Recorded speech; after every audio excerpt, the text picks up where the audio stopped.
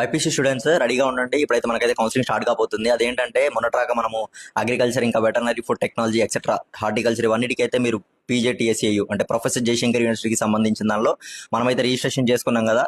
మరి ఇప్పుడు next process ఏందన్నా అని అంటున్నారు కదా. ఫస్ట్ ఏంటంటే రిజిస్ట్రేషన్ తర్వాత రీకరెక్షన్ తర్వాత డైరెక్ట్ ఇంకా కౌన్సిలింగే. ఇంతకు మించి ఏమి ఉండదు. డాక్యుమెంట్ వెరిఫికేషన్, కాలేజ్ సెలక్షన్, ఇంకా స్లాట్ బుకింగ్ ఇవేమి ఉండవు. ఒకవేళ ఎవరైనా చెప్పినా కూడా సొల్లంతా నమ్మకండి. డైరెక్ట్ ఇంకా కౌన్సిలింగే ఉంటుంది. కౌన్సిలింగ్ ఎప్పుడు అని వెయిట్ చేస్తున్న వాళ్ళకైతే చెప్తున్నా వినండి. ఇప్పుడు మనకు రిజిస్ట్రేషన్ అనేది 19th వరకు ఉంది, అంటే ఈ రోజు వరకు ఉంది. ఇప్పటికీ అయిపోయింది, అంటే 19th వరకు అయిపోయింది. నెక్స్ట్ ఏంటి, ఇప్పుడు నెక్స్ట్ ప్రాసెస్ ఏంటంటే కౌన్సిలింగ్. ఇంకా మరి కౌన్సిలింగ్ ఎప్పుడు అంటే రీకరెక్షన్ డేట్స్ ఎప్పుడైతే అయిపోతాయో, రీకరెక్షన్ డేట్స్ అయిపోయిన దాని తర్వాత మినిమం 20 days టైం తీసుకుంటాం. ఈ కౌన్సిలింగ్ అనేది ఇంకొక 20 days లో రాబోతుంది. సో మీ దగ్గర ఉన్న డాక్యుమెంట్స్ అన్ని కూడా ఒరిజినల్స్ ఒక set of minimum 2 to 3 set of xerox అయితే తీసుకోండి.